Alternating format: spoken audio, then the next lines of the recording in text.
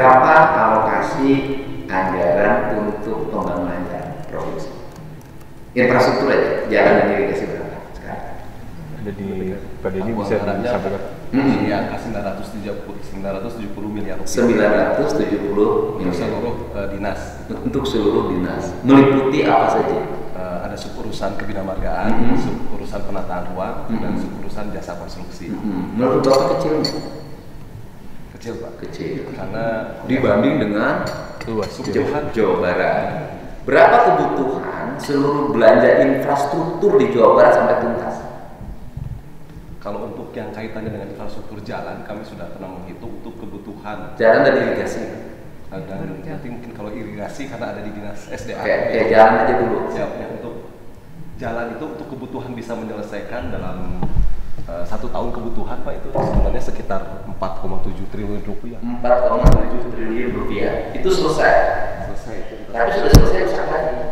Karena memang betul. Karena memang karena kondisi ada usia jalan Pak, usia teknis. 4,7 triliun kita berarti 5 triliun. Iya. Ya kan?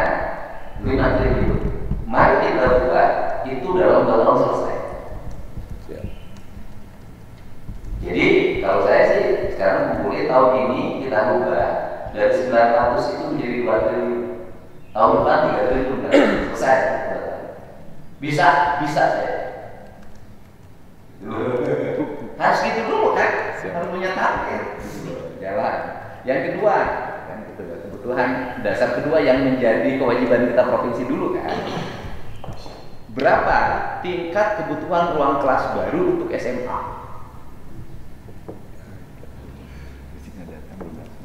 Nah, itu nanti lah. Siapa? Berapa kebutuhannya? Gitu kan. Dan targetnya adalah 5 tahun saya memimpin wajib belajar 12 tahun harus tuntas. Itu penuhi. Kemudian hitung juga berapa panjang antrian orang yang mau dioperasi di Hasan Sadikin. Yang berobat antrian berapa? Nah, solusinya adalah bahwa nanti di setiap rumah sakit daerah dibikin spesifikasi per wilayah. Misalnya rumah sakit di wilayah 2, misalnya kan, wilayah 2, Kabupaten A ini jantung didorong, Kabupaten B kanker, Kabupaten terus. Sehingga nanti orang tuh berobat nggak usah naik ke Hasan Sadikin, tinggal di situ aja. Kita nggak usah bangun rumah sakit baru. Rumah sakit daerah kita buat ruang baru. Kemudian dokternya kita cari, bisa dokter kunjungan dulu. Tapi dalam jangka panjang kita cari dokter umum di setiap daerah, mau P3, mau tenaga honor biasa, tapi yang sudah jelas terbukti mengabdi dengan baik, gitu kan? Masuknya sekolah dokter spesialis.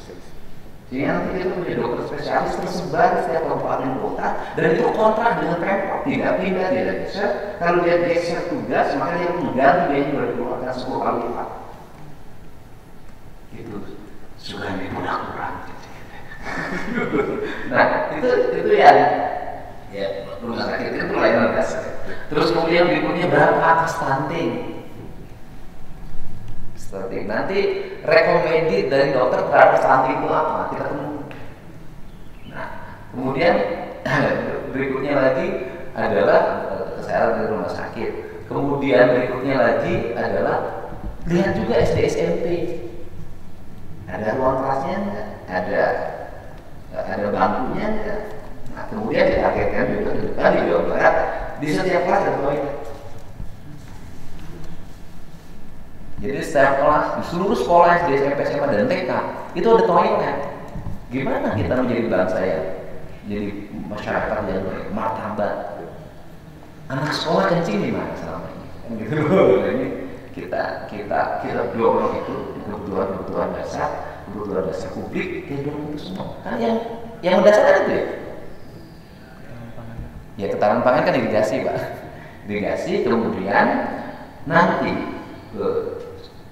kan di sana ada rumah remisi segala macam banyak Pak. Nanti itu seluruh program dikaitkan dengan komitmen warga utara pada negara.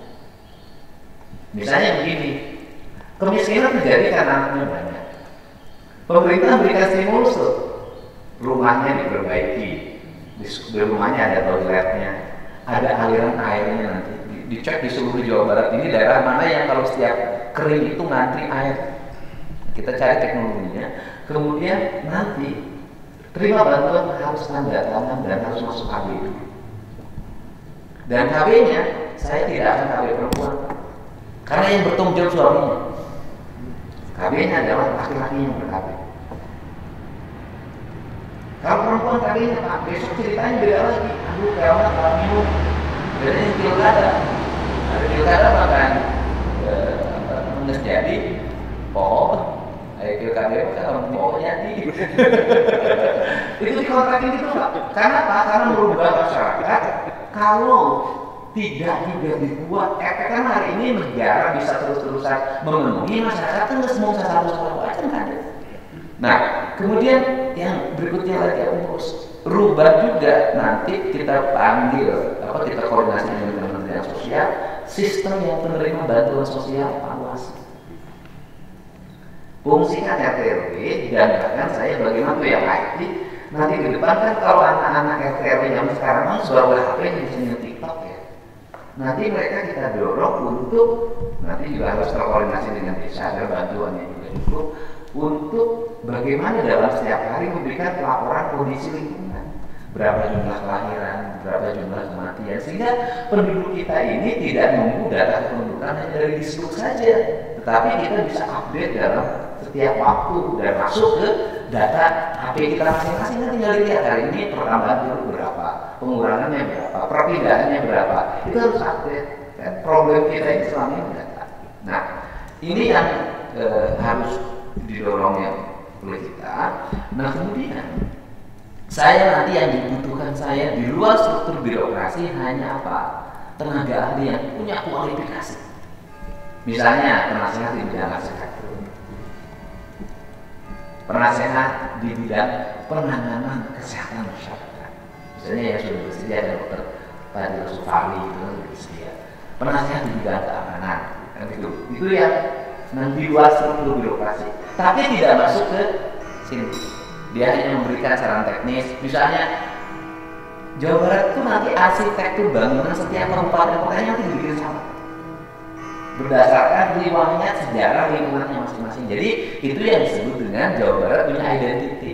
Cirebon, bagaimana Indramayu, bagaimana Sumedang, bagaimana. Karena kalau ngomong sejarah Pajajaran itu adalah sebuah daerah-daerah yang tersebar di kabupaten itu sebuah merata dengan sistem pembangunan yang merata. Nanti polanya gitu.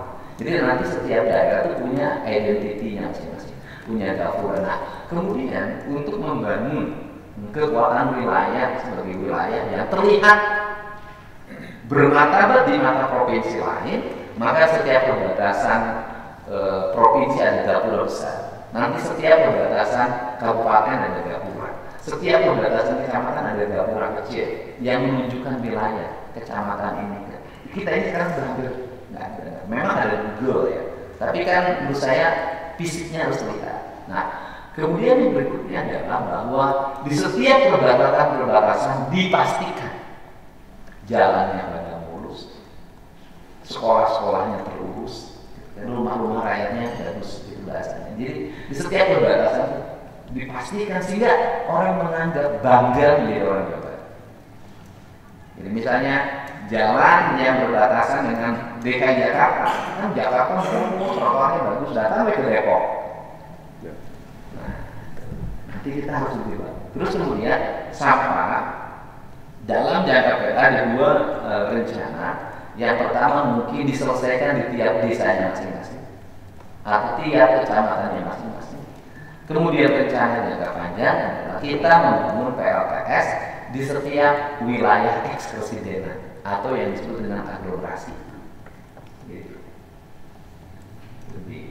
Itu nanti tinggal menjadi rancangan-rancangan besar.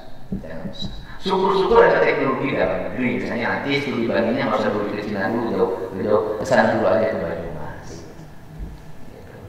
Banyumas. Nah, itu yang akan kita buat jadi nanti saya dalam waktu 1 bulan ini nanti kita lihat hari dia bisa itu tinggal perubahan barang tinggal ber-OPD.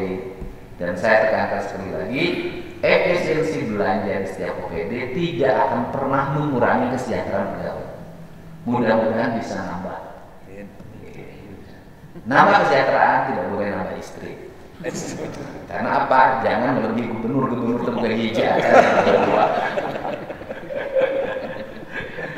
Itu ya, gambaran besarnya seperti itu. Termasuk kan kita ingin ada sekolah menengah kejuruan yang langsung berbasis industri. Jadi kalau misalnya kawasan industri rebana, kita harus segera tuh sekarang SMK mana yang akan kita dorong, gitu loh di situ. Atau kita bangun di kawasan itu, minta ke pengembangnya sekian hektar kita bangun SMK di situ. Kan lebih murah itu nanti. Pasti teknologinya sudah ada di kawasan. Dihitung tuh kawasan, ada yang existing sekarang, kemudian yang existing dan yang sudah ada. Jababeka, apa yang harus kita lakukan? Indo-TIC, Kerawang kita lakukan apa sekarang? Mungkin misalnya Kota Bukit Indah, di Bogor, terus kita identifikasi. Nah, dan kemudian konsepnya harus mengarah langsung ke industri pada kebutuhan. Nah, kemudian nanti di bidang ketenaga kerjaan dan perindustrian, investasi, setiap kawasan nanti kita berkunjung, kita minta paparan 20 tahun ke depan berapa kebutuhan akan kerja, spesialisasinya apa, dan itu dirancang dalam sebuah kurikulum ke depan. Jadi jangan menjadi bapak dan ibu semua, silahkan cek Pak. Nongkrong di kawasan industri, bapak perhatikan nomor motor. Semuanya nomor motornya Jawa Tengah. Jadi kalau angka pengangguran di Jawa Barat tinggi, wajar terlihat. Nah, ini bukan berarti bahwa kita tidak boleh bekerja, bukan. Tetapi bahwa ada problem di internal kita. Problemnya apa sih? Di rekrutmen. Rekrutnya gimana kalau manajer personalianya orang kabupaten sekampung itu dibawa. Nah, nanti kita bikin komitmen. Bikin komitmennya adalah pasar kerja lokal kita itu mumpuni. Apa yang ngambil dari luar? Terus yang berikutnya adalah apa problemnya lagi? Percalonan tenaga kerja. Ingat loh, kutipan calon tenaga kerja hampir 30 juta loh per orang. Nah, ini percalonan. Nah, pada sisi aspek pemerintahan yang bidang hukum itu nanti kita ingin beresin geng motor.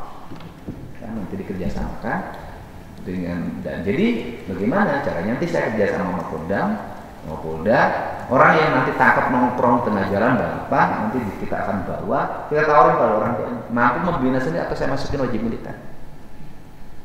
Paling resource apa? Gemah ripah repeh kaki, ulah ganeng tiap kucing. Standarisasi nanti kita lihat, saya ingin beresin yang motor brong itu, termasuk kita nanti juga ngasih evaluasi hasil dari pendapatan pajak kendaraan bermotor 100% harus kembali untuk infrastrukturnya. 100%. Tidak boleh diambil untuk yang lain.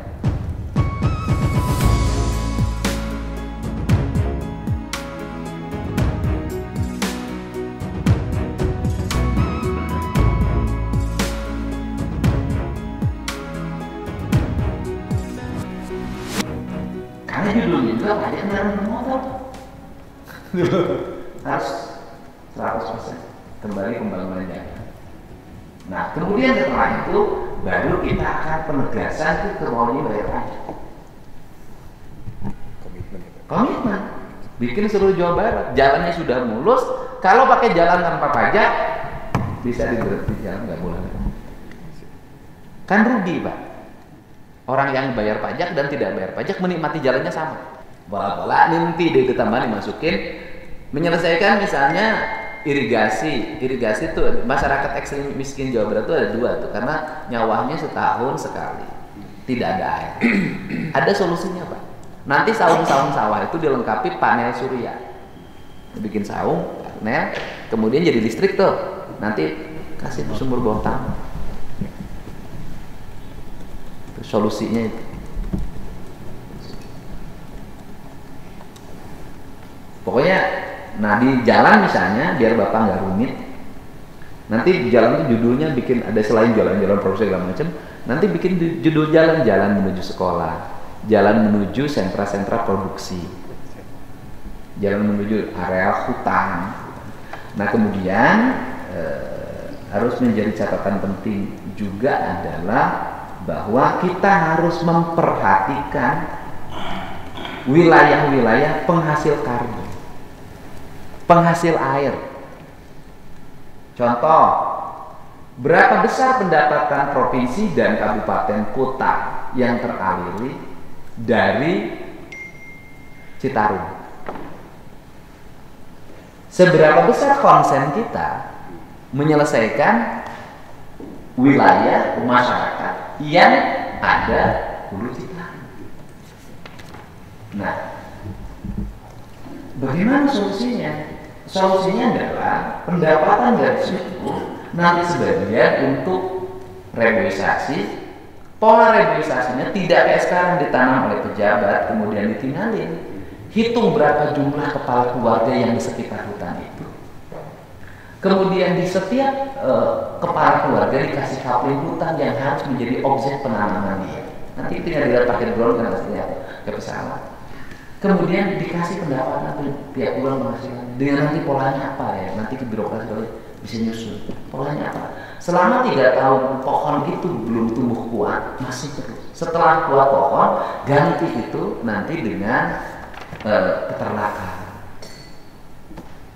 Jadi itu polanya. Tanaman pohonnya apa? Tanaman pohonnya adalah tanaman hutan yang tidak bisa dibuat kayu, ditambah dengan tanaman pohon yang menghasilkan buah. Itu selesai. Setelah itu, di sekitar hutan di seluruh Jawa Barat ini Gunung Selayang, Gunung Windu, terus macam Sanggawana, sawah, jalan. Kita nanti bikin kampung-kampung masyarakat dirubah pembangunannya, kemudian dibikin kampung-kampung yang berarsitektur pedesaan tradisi. Nanti pendidikannya dikelopkan, setiap rumahnya itu dikasih 3-4 kamar, yang 2 kamarnya itu untuk tamu. Nanti anak-anak sekolahnya dididik bahasa Inggris, dididik pramusaji, dididik bagaimana mengenal kepariwisataan, perhotelan, sehingga dia itu menjadi homestay-nya bisa berjalan. Untuk apa? Jumlah wisatawan yang masuk ke Jawa Barat nanti harus bisa dinikmati oleh orang-orang desa yang dia konsisten menjaga alam, bukan hanya dinikmati oleh orang yang berbisnis di bidang itu. Ini akan mendorong daya dukung masyarakat menjadi tumbuh mempertahankan lingkungan dan dia pendapatan dan punya hubungan emosional antara kota dan desa. Itu bisa. Dan saya itu pernah melakukan dan berhasil. Jadi itu sebenarnya.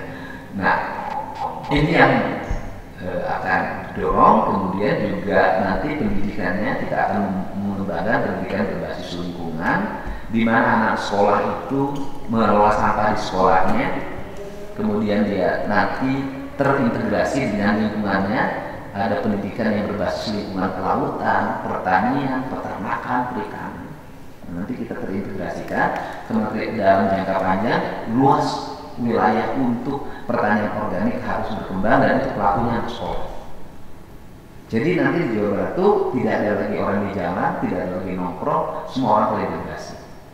Jadi ini yang kita di stimulus saja dan semuanya ada kurikulumnya di SD SMP. Ini yang akan dikelola. Polanya akan dibuat seperti itu. Sehingga terakhir harapan saya seluruh anggaran itu saya minta nanti seluruh perangkat pemerintah provinsi Jawa Barat seluruh kegiatan dilaksanakan di kantor. Sudah, kantor kita ini lebih bagus dari manapun. Sudah, naik gedungan, perumahan gedung sate. Orang makan di gedung sate. Betul cita-cita ini untuk mimpi kuasa dia ada yang cicing di gedung pakuan. Terus gedung pakuan makan di keluar, mas ini kan cita-cita besar. Nah, kita gunakan bersaya representatif bisa cukup, ibu cukup nggak? Cukup rapat musrembang ini sudah di kantor, bila perlu di gedung DPRD musrembang. Jadi inilah nanti dari itu Presiden belanja nanti kita lihat berapa yang kita bisa dapatkan. Setelah itu nanti baru kita poskan yang prioritas-prioritas itu.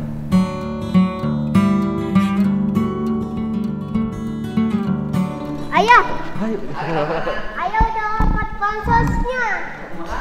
Udah dapat bansos. Udah dapatnya bansos. Dapat bansos. Udah rapat dulu. Gimana gimana? Udah rapat bansos. Rapat bansos. Oh, tahu bansos kamu politisi sini. Sini. Oh. Ya, ayah teh rapat apa? Bansos. Rapat bansos. Oh iya, nggak ada bansos di ayah mah. Ada juga pansos. Ih, Iya, sobat tuh. Kenalan dong, namanya siapa? punya siapa? Bukan ini namanya siapa? Ibu. Bukan ini namanya siapa? Yang. Yang apa? Yang ayo. Putra siapa? Yang lucu. Oh, putra ayah yang lucu. Salam dulu semuanya. Kita kan mau pulang. Ya, salam semuanya. Salam. Kita kan mau jalan-jalan lagi. Salam. Kita mau ke PPJ. Iya, kita PPJ lagi boleh. Nah, semua. Nah, ayo. Ini semua ini. Ini. Salin semua salin. Ah, salin. Ah, salin. Terus semua. Iya. Salam semuanya. Oke. Ininya ada. Di sini ke sebelah. Itu belum ya, sana ya? Assalamualaikum.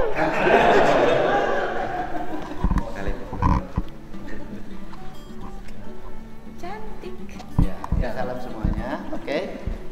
Ayahku main asap. Sebentar dulu. Ngucapin terima kasih pada semuanya. Terima kasih. Sini.